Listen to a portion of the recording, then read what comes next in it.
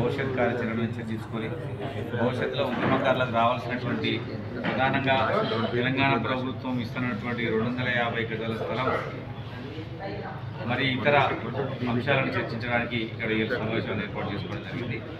మా లక్ష్యం ఏంటంటే ముందుకు వచ్చాలి.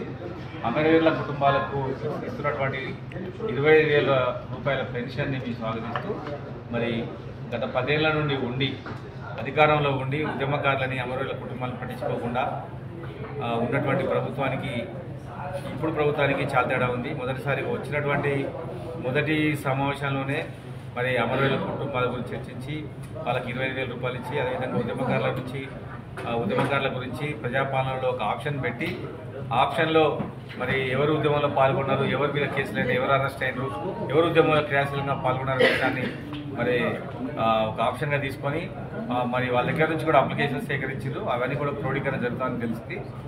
మరి మళ్ళీ ఒకసారి ఉద్యమకారుల నుంచి ఒక అప్లికేషన్ అడిగి వాళ్ళందరూ కూడా రావాల్సినటువంటి ఈ పథకం వాళ్ళకు వచ్చే విధంగా చేయాలని గవర్నమెంట్ కోరుతా ఉన్నా. దాన్ని ఇంకా వేగవంతం చేయడం కోసమనే ఇవాళ ఈ ఉద్యమకారుల ఆత్మీయ సమ్మేళనం.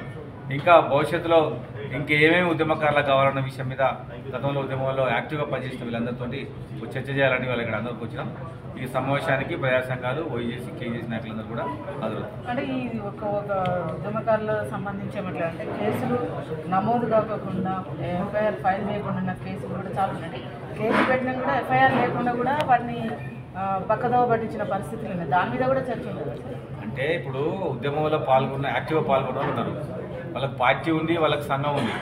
సంఘాలు పాల్గొన్నాయి, సంఘంలో క్రియాశీలకంగా ఉన్న కమిటీలు పాల్గొన్నాయి. రేపు పొద్దున మీ ముఖ్యమంత్రి గారికి విజ్ఞప్తి చేసేది ఏంటంటే ఒక సంఘం ఉంది, ఆ సంఘం నుంచి కొంతమంది రిప్రజెంటేషన్కి మా సంఘంలో వీళ్ళున్నారు, ఆ కాలంలో వీళ్ళు ఉద్యమంలో పాల్గొన్నారని కూడా సంఘం ద్వారా రిప్రజెంట్ చేయొచ్చు. ఇంకోటి ఏంటంటే మేమందరం కలిపి మళ్ళీ అందరి దగ్గర వివరాలు సేకరించి ఇంకో రిప్రజెంటేషన్ కూడా సీఎం పంపిస్తాం. వీళ్ళు పాల్గొన్నారు, వీళ్ళు ఆ లిస్టులు లేరని. గవర్నమెంట్ తెచ్చుకునే లిస్ట్ కాకుండా మేము కూడా ఒక లిస్ట్ ఇస్తాం గవర్నమెంట్కి పాల్గొన్న వాళ్ళ తరఫున. అట్లా ఎవరెవరు పాల్గొన్నారు. ఉదాహరణకు నేను ఒకటే విజ్ఞప్తి చేసేది ఏంటంటే 1969 ఉద్యమంలో మా ఊరికి సంబంధించినటువంటి ప్రకాష్ జైన్ చనిపోతే ఒక్క ఎవిడెన్స్ లేదు. ఆర్ట్స్ కాలేజ్ ఇక్కడ చనిపోయిందని మాత్రం మన బుక్స్లలో ఉండేవి. ఆ బుక్స్ని ఆధారంగా చేసుకొని ఆయనకు 2015 సంవత్సరంలో ఉద్యోగం వచ్చింది, 10 లక్షల రూపాయలు వచ్చింది. అట్లనే తెలంగాణ ఉద్యమంలో అప్పుడు ఎవరైతే పాల్గొన్నారో వాళ్ళందరి ఎవిడెన్స్లు వాళ్ళ దగ్గర ఉన్నాయి.